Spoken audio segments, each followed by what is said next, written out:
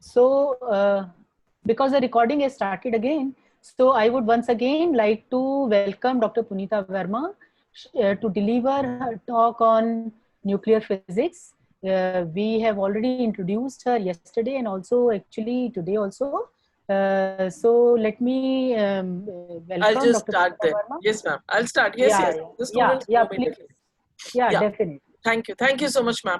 So, So, students, I'm back here with you to understand the basics of nuclear physics and which are being covered so that you're able to gather further details about deep nuclear physics or in-depth nuclear physics, which goes up to graduation and post-graduation level. I'm here at the first level. I have already spoken an hour with you, 2 hours in fact, about nuclear physics and the various aspects which are important for you for any level of study. Now, as I mentioned, I recapitulate by in one line what I did yesterday, and it was when you talk about nuclear physics, then what is it that you must revise? We must revise the nuclear structure, and when we talk about nuclear structure, we talk about neutrons, protons, which are constituents of a nucleus. We must talk about the size of the nucleus, the shape of the nucleus, the properties of the nucleus, and following that, we must be able to talk about the nuclear reactions, the nuclear models, how they describe the structure of the nucleus, and then later on, interaction of radiation with matter, development of accelerators and detectors. And today I'm going to cover quickly the introduction to the nucleus, and you were advised and suggested to go through the introductory part of the nuclear physics, which you can get from either Cohen or Griffith or Beiser and many other such type of books. So mass of the nucleus is mass of the atom, which is equal to atomic weight divided by Avogadro's number. This is what we learned in lower classes itself. And the nuclear size is, according to Rutherford, the nuclear size came out to be something like 10 to the power minus 24 meter, which is about 10,000 times smaller than the diameter of the atom. What is the diameter of the atom? To a good approximate, we can say that the diameter of the atom is between 1 into 10 to the power 1 into 10 to the power minus 10 meter to 5 into 10 to the power minus 10 meter. Now, for atomic problems, this size is negligible, but not for nuclear physics. So this size is extremely important for such studies which involve nuclear physics, nucleus, and nucleus related physics. So now the obvious question is, okay, it is much smaller than the size of the atom, and mass of the nucleus is understood to us. And if we are dealing with nuclear physics, then we must know the size of the nucleus to an accuracy which is extremely essential for determining anything, especially the size of the nucleus, the shape of the nucleus, and we must also know the different properties of the nucleus. Also, we must know how the nucleons, which are the neutrons and the protons, how are they distributed within the nucleus. Now, the question is, neither the atom can be seen and nor the nucleons can be seen. Then how to find out the nuclear size and how to find out how the nucleons are distributed within a particular nucleus? What kind of particle, what kind of instrument should we use in order to understand the nuclear size, shape, distribution, etc.? This is an obvious question. Now, we know that any positively charged particle which is subject to nuclear forces, we are aware that nuclear forces are strong forces, which are the reasons because of which the nucleons are held together within the nucleus. So any positively charged particle which is subject to the nuclear forces can be used to probe the distance from the center of the nucleus within which its attractive forces become significant. So what we know that the nucleus is consisting of neutrons and protons. Neutrons do not have any charge. The protons have positive charge. The protons suffer. The protons exert on the other protons Coulombic repulsion. Okay, so that's a repulsive force that is present. Whereas we know that the nuclear forces are attractive in nature. They are short range forces, and they are the reasons why nucleons are held together in the same manner as if we would take small thermocol balls and bind them together using a glue using a glue. So since neutrons are not subject to Coulomb forces, why are they not subject to Coulomb forces? They're not subject to Coulomb forces because they do not have charge, and Coulomb forces require charge. One might expect that neutron scattering is a good way to estimate the nuclear size and find out the nuclear radius. and we expect that absorption experiments will be easier to interpret. However, the neutrons must be of sufficiently high energy to have de Broglie wavelengths small compared to the nuclear dimensions. Why do we make this statement?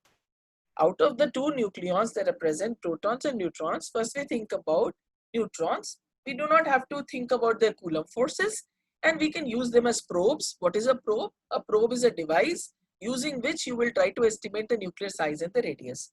Why are neutrons not used? Why are protons not used? Can they both be used? Can neither be used or either be used? Are the few questions that we must ponder upon. And these small facts lead to conceptual questions at any level. So if you want to probe a particular distance, then your probing instrument or your probing device or your probing particle must have a de Broglie wavelength which is comparable to the nuclear dimension. Okay. So if it is larger, comparable, however, it should not be larger than the nuclear dimension, because if it is larger, it will never be able to estimate the nuclear size. Now, what happens? We are thinking about neutrons. We are saying the neutrons are fine, okay, and we can do neutron scattering. That means you bombard the nucleus with neutron and look at the scattering of the neutrons. And then when they get scattered, then do some absorption experiment. That means how are they absorbed, and calculate the size of the nucleus. Okay. But what happens at high energies? Nuclei become quite transparent to neutrons. So if that is the case, then we cannot use neutrons easily for probing the nuclear size. Okay. So what was done? What was done was the following, that electrons were used for probing the nuclei. Why? Why are the electrons used for probing the nuclei? The electrons are used for probing the nuclei because the scattering experiments of electrons, which are almost identical to that of Rutherford type of scattering, they are the most suitable for measuring the size of the nucleus. An obvious question is, okay, if neutrons were not fine, then why don't you use gamma rays? Why don't you use light? Why can't we use light for measuring the size of the nucleus, or to estimate the size of the nucleus? Why can't we use light? We cannot use light because the wavelength of the light is about 10 to the power minus 7 meter. And we know already that the nucleus is of the order of 10 to the power minus 15 meters. The size we know is 10 to the power minus 15 meters.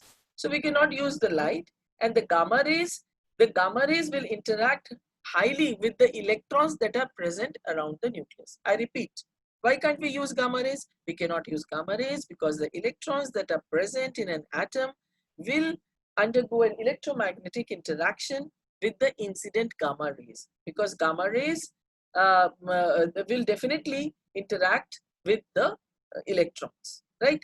So that means gamma rays are out, light is also out, and left are electron, protons, and neutrons.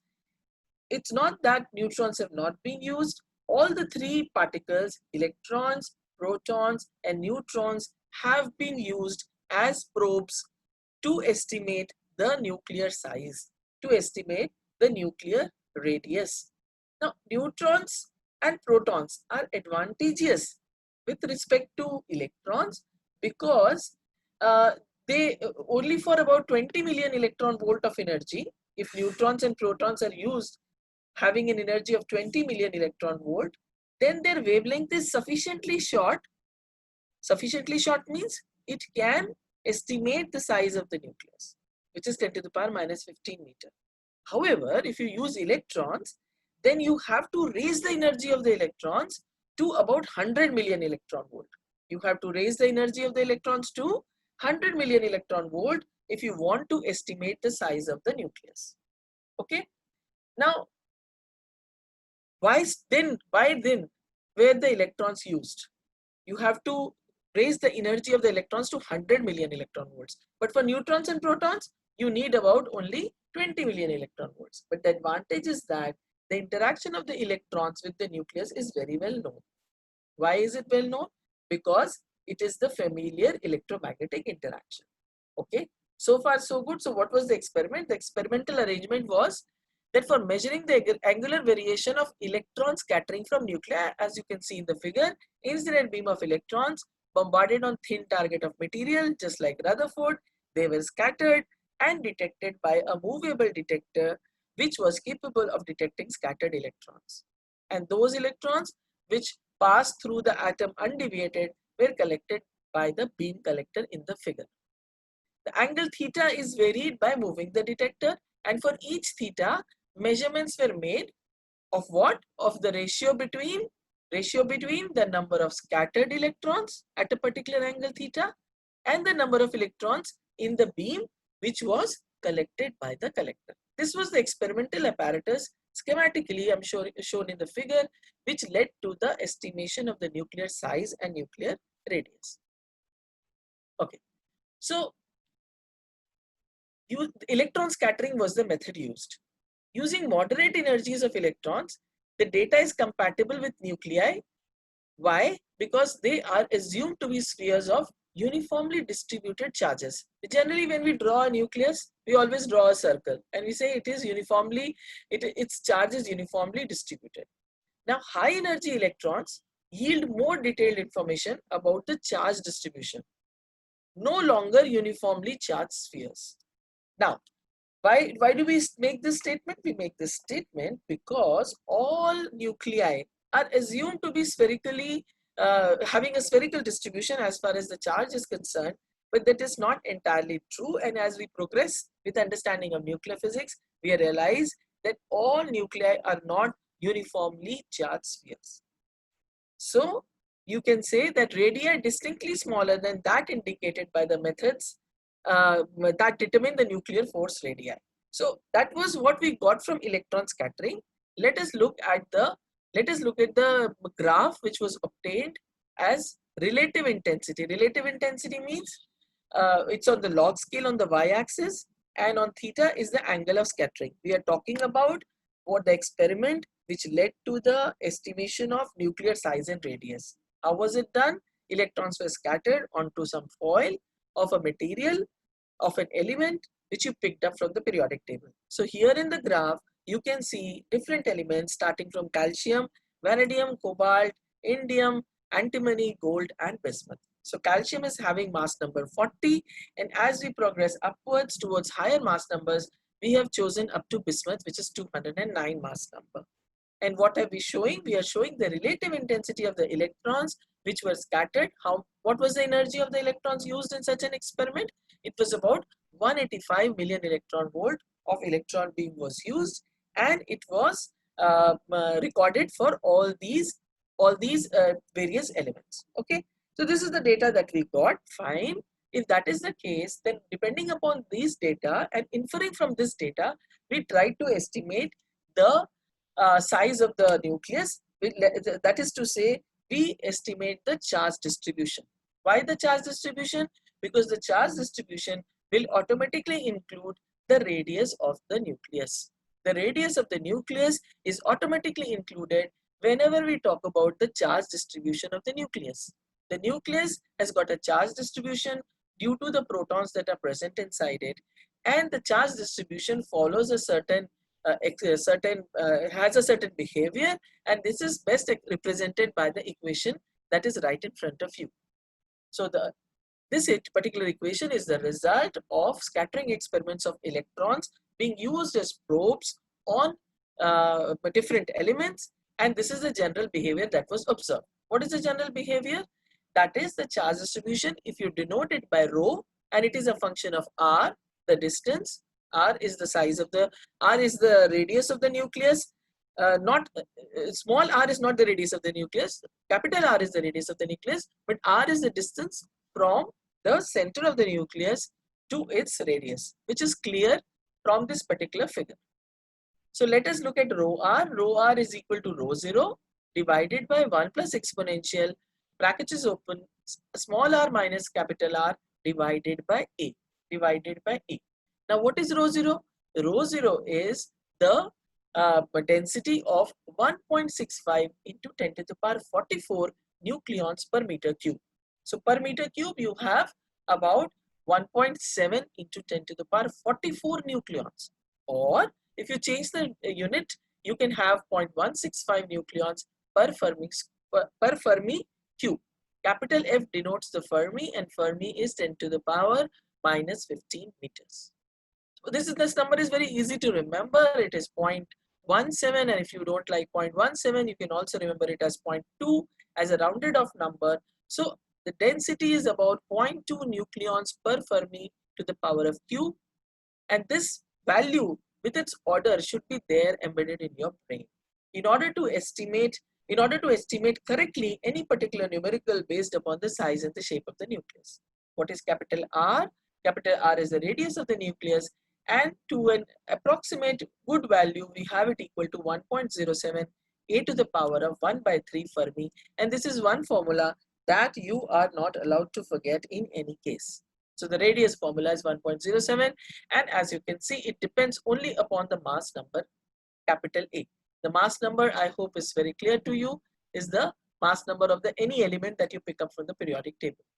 And a constant, is equal to half of Fermi, 0.55 Fermi. F is Fermi, so 0.55 Fermi means 0.55 10 to the power minus 15 meters, right? Now let us look at the figure. What do we have? We have plotted the charge distribution with respect to the distance from the center of the nucleus. And what do we observe? We see that rho 0 is marked. The radius of the nucleus is marked as capital R, right? And two other markings we can see, that is 90% of rho 0 written as 0.9 rho 0 and 10% of rho 0 that is written as 0.1 rho 0 in the figure. And the distance between them, distance between the point where the charge distribution is about 90% of rho 0 down to 10% of rho 0, the distance is called as 4.48, and this distance then will become 4.4 into 0.55, the value of a Fermi. Okay, so we have now the charge distribution of the nucleus, and having understood that, we now want to understand what is nucleon density. So on the figure on the right hand side, you have nucleon density, which is relative nucleon density, and it is plotted with respect to small r, the distance from the center of the nucleus, and the Fermi F. So it's it's R F, correct.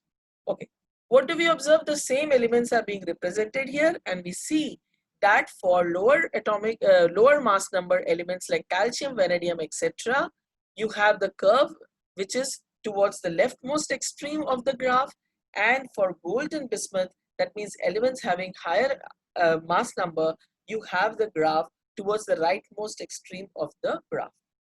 So from an element which has got only a mass number of 40, going on to another element like gold and bismuth, who have got a mass number of 209, the density rho r, which even if whether you take it absolute or relative, remains constant for the beginning portion to a certain distance, and then shows a sharp decay down or a sharp exponential decay kind of a graph, as can be seen from the figure. Fine.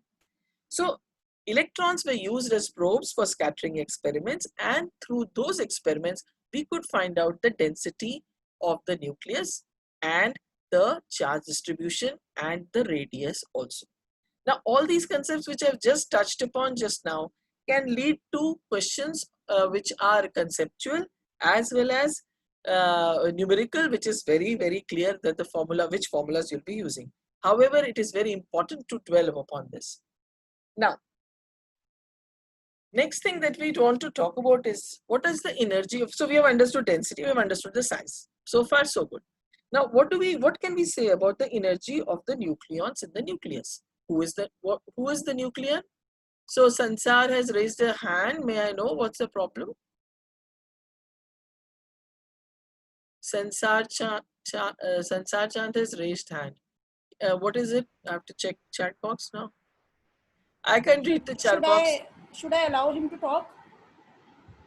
No, not in the middle. If you have something to say, the chat box is enabled. They are free to write it there. Okay, students, and don't raise hands just like that randomly. Because you see the raising hand pops up a screen in front of the speaker. So you get distracted. If you have a question, Please put up in the question answer box, and as I promised, I will answer each and every question when I finish 2 courses. Yogendra Kumar has asked, ma'am, how electrons are stable in an orbit? Are they also having nuclear forces among them? Yogendra, I would advise you to please brush up your basic class 12 physics first of all, where atomic physics and nuclear physics, you can draw parallels but not identically like this. The electrons, why they are stable in an orbit is an entirely different reason. They are stable in an orbit either following the Bohr model or the elliptical model. You can explain the concept of stability of the orbits using the concept of binding energy and the Bohr model. So it was the Bohr model which led to the inference that electrons are moving in stationary orbits and they are stable there. Okay, so they are not having nuclear forces amongst themselves. Electrons are not stable in an orbit because of nuclear forces amongst themselves. They are rather stable because of an entirely different reason, the Bohr's model of the atom, and also the concept of binding energy. We will have a course of atomic and molecular physics also, but for the present, in order to understand clearly, it is necessary that you go back to class 12 physics and open up the 2-3 chapters which I will mention on the WhatsApp group today. If you read them, these small points will automatically get clear. So we are now to understand the energies of nucleons in the nucleus. One approach to the problem is to calculate the electrostatic energy required to insert a proton into a nucleus. What is the problem that we are talking about? We're talking about the problem that we want to know the energy of the nucleons. Which are the nucleons? The protons and the electrons. How much energy do they have? Now one can say that the beta particles which emit out of the nucleus, what is the energy? The alpha particles that are emitted out of the nucleus, what is the energy? But remember that alpha and beta particles that come out of a nucleus are the result of the change of state of the nucleus. So nucleus is at rest, okay, and as it is at rest, and then you supply some energy or you do something to it, or it is naturally radioactive. Let us say that it is naturally radioactive. Even if it is naturally radioactive, the nucleus is in a particular state, and now it will jump down to the other state, which is a lower one, and in the procedure or the process of decaying from the higher state to the lower state, it gives out the difference in the energy between the two levels to be equal to, say, either an alpha particles energy or beta particles energy, depending upon whether the radioactive nucleus that you are studying is naturally radioactive towards alpha or beta particle. So we cannot say that the nucleons have an energy. We want to find out the energy of the nucleus, the energy of the proton and the neutrons. We cannot say that their energy is just 1 MeV if you have 1 MeV particle coming out, because that 1 MeV or any MeV particle that you're getting out is the result of transfer from a higher state to a lower state. The difference E2 minus E1, just as Dr. Bindal was also mentioning right now, that E2 minus E1 is the energy difference that comes out. In the case of laser, you'll have the same language, but there it is the laser's energy. In the case of an atom, it is the electron jumping from higher level to lower level, and the photon coming out is equal to E2 minus E1. Here we are within the nucleus. We are within the nucleus, and we are talking about nuclear states. Okay, so far so good. Now we want to understand what is the energy of the nucleus, and we can just now say that let's calculate. Instead of finding out what is the energy of the nucleon, that is proton or neutron, let us try to put a nucleon inside the nucleus. For example, let us calculate the electrostatic energy which is required to insert a proton into a nucleus. Now, what will be the electrostatic energy? You know the formula of energy, electrostatic energy, right from your class 12 level, and so therefore EC can be written as ZE into E, that is ZE square. You have to use Coulomb's law, divided by 4 pi epsilon 0 capital R. And now if you choose for Z any medium weight nucleus, medium weight nucleus means in the periodic table take any element whose Z is say 50. We are assuming that we have 100 Z in our periodic table, although you know that now we have more than 120. So let us say that the periodic table have approximately 100 elements. Let's take Z is equal to 50, whose mass number is 120, and substitute. substitute in this basic formula known to us. If we do that, then what do we find? We find that the electrostatic energy is approximately equal to 30 million electron volt. This is the energy that you require. These orders are extremely important. You see, conceptual questions go wrong because we try to skip these descriptive portions of good books. We say, oh my God, these are so many sentences written, let's skip. What is the equation? Show me the equation and the formula and we move ahead. And there is the entire perspective going in the wrong direction. It is these descriptive portions which build up a concept in any particular field of study, whether it is statistical mechanics or nuclear. So 30 million electron volt of energy is required if you want to insert a proton into a nucleus. Okay, fine. So now if we believe this, then what is our inference? We can simply say that the nucleon must be having an energy of about 10 million electron volt. Okay, and now suppose we say that this is 10 million electron volt, which it looks like to be. Okay, and then we calculate that if a nucleon, say a proton, is moving with a velocity of 10 million electron volts. So energy you can always translate to velocity. Half mv square is kinetic energy. If it is equal to 10 million electron volt, you can do square root of 2m and then you can get the value of velocity. Now this velocity for about 10 million electron volt energy comes out to be only about 15% of the speed of light. If it is only 15% of speed of light, what does it mean? If it is only 15% of speed of light, then it means that relativistic effects are not important. This means that relativistic effects are not important if you want to consider the motion of nucleons within the nucleus. We are trying to find out what the energy of nucleon within the nucleus, and we realize that if the nucleon has an energy of the order of 10 million electron volt, then it is moving with about 15% the speed of light, and hence the effects are non-relativistic in nature. Okay, so we can talk about velocity, and we can talk about momentum, and we can talk about kinetic energy in a usual way. Fine. Now, next. Sorry. So, what have we gathered? We have gathered that R is equal to R0 a to the power 1 by 3, and 2-3 things which you must remember, that nuclear volumes are about proportional to nuclear masses. Thus all nuclei have the same density. All the nuclear densities are high compared to the ordinary matter. Nuclei are not densely packed with nucleons. It is generally a misconception that develops very easily. Oh, that they are very dense. That means within the nucleus, the nucleons are densely packed. Okay, that's not the case. We'll go into detail about this much later in the nuclear physics course itself. And R0 is between 1.1 to 1.6 Fermi. It's already clear to us. And nuclear radii can mean different things. Generally, in the first chapter, in the beginning of nuclear physics, we take it as an absolute value. R is equal to R0 a to the power 1 by 3. This is a very good approximation, but it is not definitely the complete truth. We have to understand something more about it. So nuclear radii can mean different things, whether they are defined by the nuclear force field, distribution of charges, or nuclear mass distribution. We have to keep these points in mind. Also, we have to remember that when we are talking about radii, density, and charge distribution, the radius of the nuclear force field must be less than the distance of closest approach. What is distance of closest approach?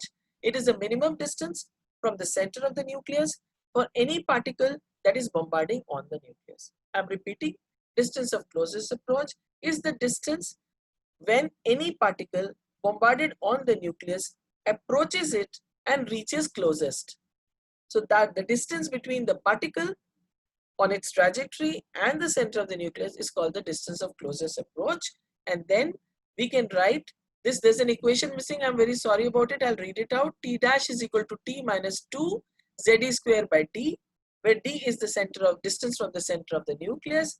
T dash is the alpha particle's kinetic energy if you're using an alpha particle, and T is his initial kinetic energy, and D0 is the distance of closest approach. the equation which is not visible on the slide, I'm reading again. T dash, that is kinetic energy of the alpha particle which is bombarded on the nucleus. T dash is equal to T, the initial kinetic energy of the alpha particle, multiplied by 2 Z E square divided by D. And D is the distance from the center of the nucleus. Okay. So, if you have a head-on collision, I'm sure what you understand what is a head-on collision. That means the alpha particle will bombard directly onto the nucleus. Then the distance of the closest approach comes out to be equal to 2Z square by T. And for an example, D0 is between 10 to 20 Fermis for copper and about 30 to 60 Fermis for uranium. It is necessary that you remember. Some of the orders of these particular things that we are talking about. Okay. Now the next thing that we must ponder upon while studying nuclear physics is the nucleus a classical or a quantum system? What do you mean by a classical system? You know very well, all those systems on which Newtonian mechanics is applicable are called and understood as classical systems, and we apply all classical laws that were subject matter of your study, starting from Newton's laws of motion to thermodynamics, kinetic theory of gases, wave motion, equation, fluid motion, and so on. Okay, all that we studied under the classical system, also rotational motion and linear motion, translational motion. And quantum system we know is that system on which we must apply quantum mechanics, and hence the application of de Broglie wave nature duality is the first concept that we must apply. And so far we know very well that nucleus is a subatomic system and we must apply quantum system. Okay, so why should we deal with nucleus as a quantum system? Why should we not deal with nucleus as a classical system? In order to understand this, let us look at this very simple estimation. Let us consider the wavelength of a nucleon. We said that let the energy of a nucleon be approximately equal to 10 million electron volt. Whether it is 9.9 or 12.9 or 13, it hardly matters. Or a good approximate is about 10 million electron volt. If that be the case, let us calculate the wavelength of a nucleon. So how will you do that? By the de Broglie equation, h by mv the momentum, and you know v is equal to root over 2e, and then you keep on substituting all these values, and if you do that simple calculation where h is the Planck's constant, v is the velocity, e is the energy, and m is the mass, okay, and then you have to convert it in the proper units, obviously, and then you get 9.3 Fermis. So the wavelength of a nucleon having an energy of about 10 million electron volt is about 9.3 Fermis, right? And what did I say was the size of the nucleus? So it is clearly of the order of the size of the nucleus, right? So the wave nature of the matter is indeed relevant here. So the nucleons which are constituting a nucleus are having a de Broglie wavelength which is approximately equal to the size of the nucleus, and the motions of the nucleus are motions of the nucleons in the nucleus. That means the motion of proton and neutron in the nucleus must be governed by quantum mechanics. Okay, we cannot use the classical picture of drawing small balls in place of protons and neutrons and place them in a nucleus and say that okay, yes, they are just like small balls moving within the nucleus, and hence the classical picture is applicable. It is clear that classical picture is not applicable because the de Broglie wavelength is of the order of the size of the nucleon. I'm looking at the chat box. Please give me an indication whether you are with me.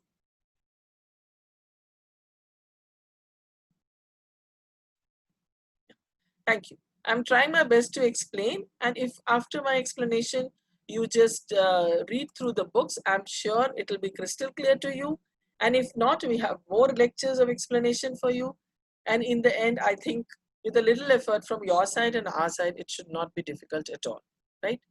So we have understood that the nucleus is a quantum system, right? Then the next question that comes to our mind is what holds the nucleus together? And we understand that definitely whatever is holding the nucleus together is definitely very, very strong, and that is why the nucleus is together. It is not easy to break a nucleus. Even from your earlier studies of class 10 and 12, where you were introduced to the concept of fission and fusion, you know that a tremendous amount of energy is required to be given to a nucleus to undergo fission and then break up into two different fragments. It is not easy to break a nucleus. Okay, it requires a tremendous amount of energy. This very simple fact makes us understand that the nucleons are held together in the nucleus as a result of strong forces, and these strong forces cannot be gravitational or electromagnetic in nature. They cannot be electromagnetic in nature because neutrons are chargeless. They cannot be held together by any kind of a force which involves charge, and so neutrons will not experience any electromagnetic force, and protons, which can experience a electromagnetic force, will experience only Coulomb repulsion, as I've already mentioned. So if the electromagnetic force or the Coulomb repulsion force was responsible for keeping the nucleus together, it could not have been possible, because the repulsive force between the protons would have push the protons away from each other, and the nucleus would have never existed.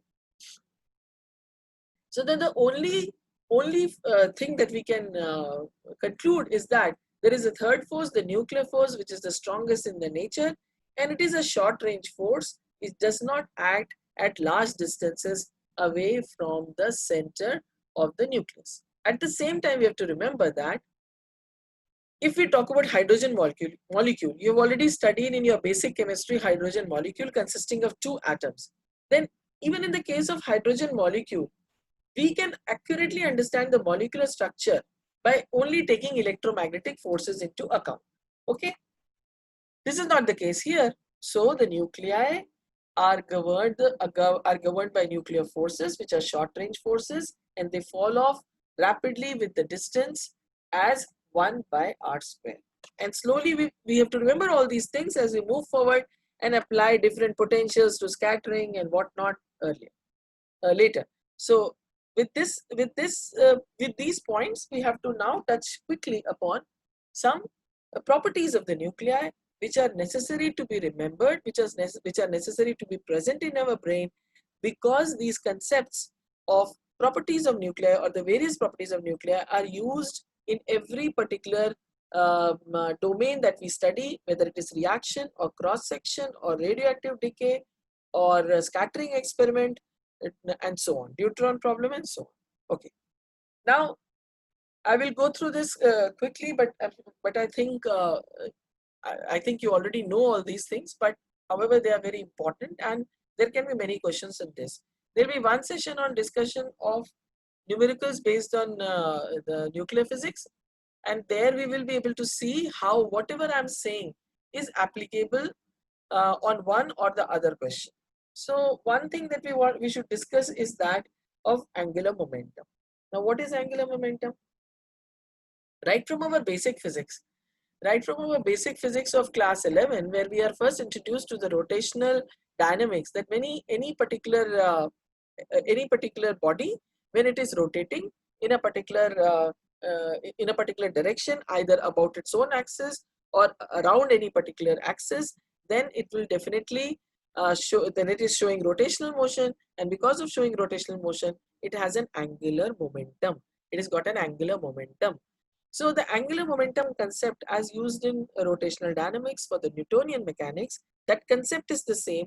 However, we must now graduate ourselves to the concept of what kind of angular momentum are we talking about in this particular case of nucleus.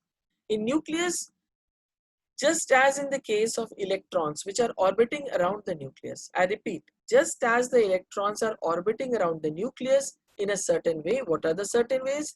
They are spinning about their axis, and they're also making a revolution around the nucleus. And that model of the atom where the electron moves around the nucleus is same as our solar system and the earth moving around the sun in a similar manner. The earth is rotating about its axis and it is going about on its orbit around the sun. So two kinds of rotational motions are there. One is about its own axis, the other is orbital motion. Similarly, the electrons have the same two kind of motions. And now we come to inside the nucleus and we talk about the angular momentum of the nucleus, assuming that the neutrons and the protons are also spinning about their own axis and they are orbiting not around an axis, but within the nucleus itself. I'm repeating, there's a difference. The electrons are orbiting around the nucleus. The earth is rotating around the sun. Here within the nucleus, it is assumed that the nucleons, which are the protons and the neutrons, they are spinning about their axis and they are rotating within the nucleus, however, not around any other central object. Okay, fine. So if that is the case, then they have orbital angular momentum and they have spin angular momentum. Probably if this point is not clear to you, you kindly inform me, then I will try to explain it through through use of some diagrams, vector diagrams, to explain the concept. So one thing is, we will definitely agree that it will have two kinds of motions, and that is, once again, it will have two kinds of motion.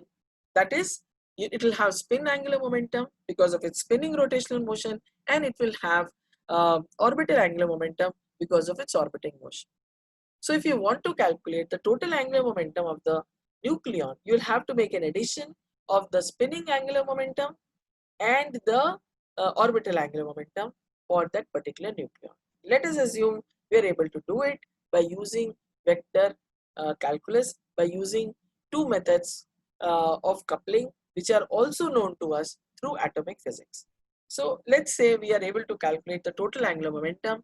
The total angular momentum of the nucleus is then denoted as capital I, and rigorous derivation can be used to show that the total angular momentum has a magnitude. Angular momentum is a vector, it will have a direction and a magnitude. The magnitude is equal to root over I into I plus 1 h cross, where I denotes the addition of orbital as well as spin angular momentum. Okay, so now in courses of electromagnetism, we know very well that if there is a current loop enclosing an area A and it is carrying a current I, then the magnetic dipole moment is given by IA. It's not IR, it is IA. I'm sorry. So for us, so what we are considering, we are simply considering a current loop. It is having an area A. So if it is a current loop and if it is circular area, then A is equal to pi r square. Okay, and a current I is flowing through it. Then we know through our basic current electricity chapters in school itself that mu is equal to IA. Now, if this particular current is traversing f times per second, that is, if any charge E is moving with a velocity v, okay, and traversing f times per second in this loop, then the current will be what? E, the charge, multiplied by how many times it has gone around in that wire. So current will be equal to the charge particle E moving around the wire f times per second, EF. So what is free? F is equal to V by 2 pi r and A is equal to pi r square. Okay. Then mu, you substitute these two quantities and mu comes out to be equal to E by 2mL. Okay. What is capital L? L is the well-known angular momentum of the particular object we are talking about, right? And this is equal to mvr, we know it. So we can write mu is equal to E by 2m Lg. This is pure simple basic electromagnetism and electromagnetism and current electricity basics. What is this G that we introduce? This G is called gyromagnetic ratio, a new word that you learn only in atomic and nuclear physics. So G is a factor called gyromagnetic ratio. In accordance with the above derivation, if G is equal to 1, when will it be 1? When the charge and the mass distribution will coincide. The charge and the mass distribution. What is the charge distribution? The charge distribution is rho, as I showed you right in the beginning with that graph, first going straight and then sloping down like an exponential. Okay. And the mass distribution. Whose mass distribution? the mass distribution of the nucleons within the nucleus. So when they coincide, then G is equal to 1. In quantum theory, L is a quantum number. Angular momentum is a quantum number. Okay? Is a quantum number times h cross, obviously. For orbital motion, having a quantum number of small l, GL is equal to 1. We will be visiting these equations twice, once in the atomic physics course and once a little bit in detail within nuclear physics. So we can say that the mu can be calculated to be equal to EH cross by 2m. Why have we written H cross? We have written LH cross because of capital L. Okay. So the magnetic moment in this complex problem can be understood only in terms of relativistic quantum theory. The result for an electron, as is well known from atomic physics, is equal to mu E. For the electron, it is equal to EH cross by 2me. And this particular formula will come again in the course of atomic physics. For an electron, the spin quantum number is half, and this corresponds to GS is equal to 2. Now, here we are using some formula which we have learned earlier and some which we are going to study in detail later on. So, the same analogy, if we do that, we calculate the two mu's for the nucleons. Which nucleons? Protons and neutrons. And the equation number 1.8 gives you the expression for a proton and for a neutron. And these correspond to GS values equal to 2 times the numerical factors. Okay. So, what have we tried to speak about? We have tried to speak about the fact that in a nucleus, we have got nucleons, and these nucleons are moving, they are not stationary. They have got orbital motion, they have got spinning motion. Both of them are rotational in nature. Because they are rotational in nature, we must assign an angular momentum to it. And because angular momentum is a quantum number in quantum physics, therefore, is a quantum number in quantum physics applicable on nuclear and atomic both. Therefore, with this angular momentum quantum number, we can, through vectorial addition of vectors, we can calculate its magnitude, and it comes out to be root over I bracket open I plus 1 H cross. And we can calculate the magnetic moment in terms of the gyromagnetic ratio and the mass of either the proton or the neutron. So in the last equation of 1.8, it should be Mn and not Mp. So that's a mistake, right? So an obvious question that comes around to our mind is that what is the kind of electric charge distribution that we have in the nucleus? So in most books on electromagnetism, it is shown that any distribution of electric charge produces an electric potential. We know that if there is a charge, there is a potential. If there is a charge, there is a force. Wherever there is a force, there is a potential. F is equal to minus grad V, and we know it. And if we want to calculate the electric potential at large distances, then we must use equation number 1.9 shown at the shown in the bottom of your slide. So V is equal to 1 by 4 pi epsilon 0, 1 by r rho dV. The first term is all that we use always. And the second term is called the electric dipole moment, and the third one is called the electric quadrupole moment. Okay. So the quadrupole moment and the dipole moment constitute the second and the third expressions of the last equation that is visible to you on the slide. The first term is the net charge, okay, for very large R, and for very large R, only the first term is important. And the potential remains the same as if all the charge were located at a point. Kindly remember that when we are talking about potentials in electrostatics, we always said that all the charge is located at the point and then the potential is calculated. The integral in the second term is called the dipole moment. And the integral in the third term, as I said, is the quadrupole moment. Later on, it will be shown that the nucleus must have a zero electric dipole moment. So, the lowest order deviation from the field due to a point charge arises only because of the quadrupole moment, which is the third term in the expression visible to you in the last part of the slide. I'm repeating that a nucleus will be shown to have zero dipole moment. However, it has a quadrupole moment, which is shown by the third expression in the integral, and this is responsible for any deviation of charge density as is shown by the first expression.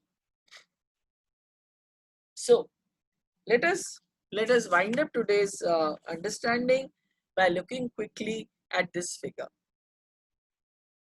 Two examples of systems have been given having an electric quadrupole moment. Four charges are located in figure number A. Plus E, minus E, minus E. Okay. So these are four distinct charges, minus E, plus E, plus E. Okay. And in B part, we have an oval shape, a uniformly positively charged distribution of ellipsoidal shape. Okay. Which is electrically equivalent to a uniformly positively charged sphere plus extra positive and negative charges that are shown on the right in the white background and two minus signs within the gray background. What do we want to say with this? These two examples of charge distribution containing non-zero electric quadrupole moment are shown. The example number A is simplest because it consists of four charges and therefore the net charge is 0, plus E minus E gets cancelled, the other plus E minus E also gets cancelled, and the dipole moments are 0. So the entire field is produced by the quadrupole moment only. Look at the example number B. In example number B, you have a uniformly charged ellipsoid as I mentioned already, but its dipole moment is, it has both a net charge. So this ellipsoid uniformly, so it has both a net charge and a quadrupole moment, but its dipole moment is 0. Its charge distribution can be approximated I said, by a uniformly charged sphere. Okay. However, it has along with it an elementary quadrupole. What is a quadrupole? The 2 minus inside and the 2 plus outside. Okay.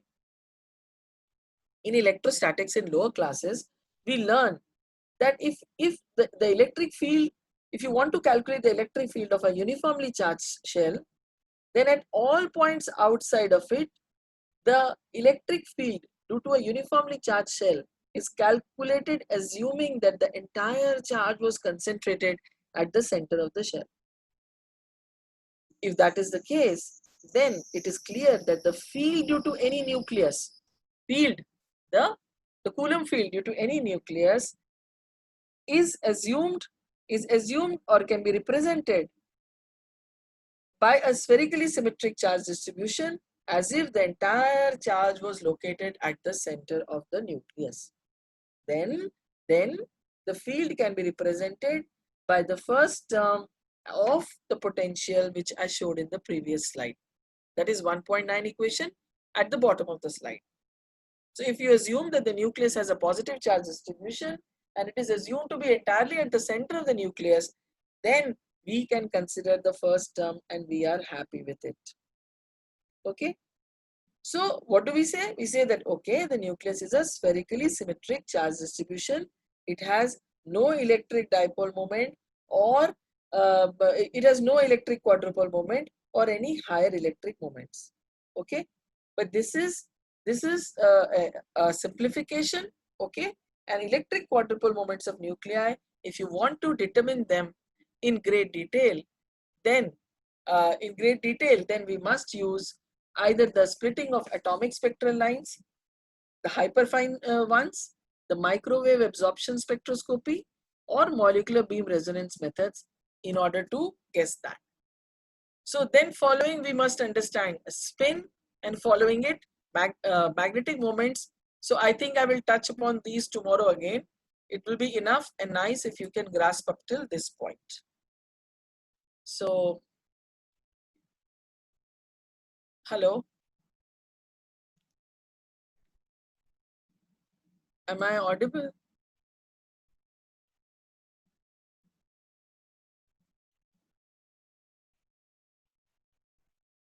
So, what is important for us to understand? It is important for us to understand that today we have understood the basics of nuclear physics and the structure and the size of the nucleus and many properties of the nucleus, such as magnetic moment, what is electric moment, what is quadrupole, what is predominant, why we can take generally nucleus as a spherical charge distribution, however only to the beginning approximations. And after that, we must consider all deviations from it. Okay. So with these words, let me look at the questions. Please give me a moment.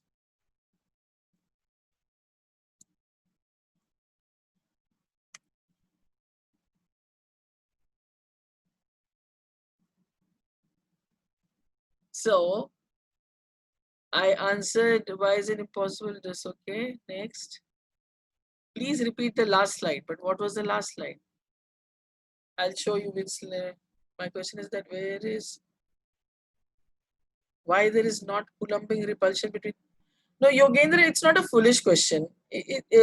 You've asked, my question is that why there is not a Coulombic repulsion between electrons in an atom. You see, obviously, if an electron comes too close to the other electron, there will be Coulombic repulsion if you consider them as simple electrons sitting somewhere. Okay. However, we are talking that when we talk about the model of the atom, which are the models of the atom which have been successful? First of all, it was Bohr's model of the atom which was accepted because it could explain at least the hydrogen spectrum in totality. At least the hydrogen spectrum in totality. And then we could, with the help of the Bohr's idea, get idea about the first element of the periodic table. The first element of the periodic table, such as hydrogen, we could explain its energy level. We could explain the stationary orbits. The stationary orbits were an assumption made by Bohr. And in those stationary orbits, the electrons were assumed not to radiate. And okay, so your details about how much is the Coulomb. So there is Coulombic repulsion. It has to be, both are negatively charged. But when will the Coulombic repulsion take place? The problem in understanding most of the things is the following, that we must understand that even with the atomic model, we sometimes consider it as a classical picture and then sometimes as a quantum picture. If you take only the quantum picture, then these questions are automatically answered. Coulombic repulsion, you're talking about two electrons are individual and are they suffering Coulombic repulsion? It was assumed by Bohr that in the stationary orbits, the electrons do not radiate and they're moving around the nucleus without any kind of real interaction like jumping up and down, unless you disturb them with application of some energy. Okay, your point is noted. Please remind me of this when we are doing atomic and molecular course. Okay. Ma'am, the concept of revolution of nucleons need more clarity. Are they revolving randomly? Yes, they do need clarity, and I understand as a student it is not easy to understand what it is immediately. You are having 2-3 lectures of basic physics. I was yesterday on basics. I'm today still on basics, and tomorrow, unless you are happy, we will not move forward. So don't worry, there will be repetitions, right? Okay, and why is there only Z component in electric potential expression? This is because of your choice of coordinates. Now you can say I don't like Z, I like Y. Okay, take Y. You have to have one particular direction along which you will do the calculation. Why only one particular direction important? The only one particular direction is important because of your choice of coordinates, and as well as the fact that the vector quantity you are considering only in one direction is having a real effect. You see, you need a course of atomic physics. That's all I can say in order to clarify all this. I will try to include a portion of it tomorrow in my lecture so that these questions which are coming to your mind will get automatically settled. Aditya asks, ma'am, can you explain spin angular momentum and orbital angular momentum once more tomorrow? Yes, I will have to. I've seen that there are 3-4 questions on it. So in order to understand the rest of the lectures too, by other professors, it is necessary that you understand this very well. So I will include an explanation of it in my slides tomorrow. Yeah, that's the reason why we decided not to have a break, so that they are clear to you.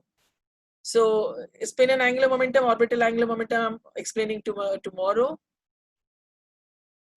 So Priyoda, you asked about what is the meaning of last distance. It will come. Just give us have patience up till 17th, and then if you please ask your question again if it is not answered by then. Okay, why is there only Z component electric expansion? So revolving of nucleons needs more clarity, that I've understood. And can you explain? Okay, ma'am, for calculating total spin of nucleus, we add up and down spins of every nucleon. How do nucleons know up and down? Ma'am, what is up from reference of one nucleon might be sideways for other nucleons. Yeah, very good question. Yeah, it all depends upon whether you are looking up or down down from where and up from where. Well, you see, one thing is sure, if one is in the up direction, the other one is in the down direction, right? So vectorially, if you add up, then whether the down person adds up to the up or the up person adds up to the down, the vectorial addition will ultimately lead to the same answer. So there the reference point will not really matter, right? As you see the diagram, this becomes clear to you, and extremely clear when you finish the atomic physics class. Okay. Fine. With these words, Dr. Savita, I would end the lecture today. It's almost now 3 hours, and I think it will be helpful. Again, I'm saying the questions are saved with us. If after completing the course they're still not answered, I will try my best to answer again. But presently, our basics are not yet over, and hence the automatic questions. But you will not be able to understand unless you read simultaneously. Therefore, I will seriously and sincerely advise you to kindly go through the books that we are referring and giving to you, because they are the standard books world over, not just this university or that university. The entire world, while preparing nuclear physics, uses these books. So please go through the introductory chapters, because from 16th onwards, you will have even senior faculty teaching, and they will not stop and sit over every small issue. So at least your ABCD of nuclear physics should be over, right? So with these words, Dr. Savita, Yes, ma'am. so with these words, we can stop the recording. Thank you very much, all of you, and the panelists also. And so we'll have evening session tomorrow, and we'll cover wave optics and nuclear physics to the best of our capability. If you still have some more doubts, please use the WhatsApp. Can you please stop the recording, Dr. Savita? Yes, ma'am. So tomorrow, two lectures on nuclear physics and one of wave optics will be held, right? Thank you. So you can formally end the session, right? Okay, ma'am. So I've stopped the recording, and I'm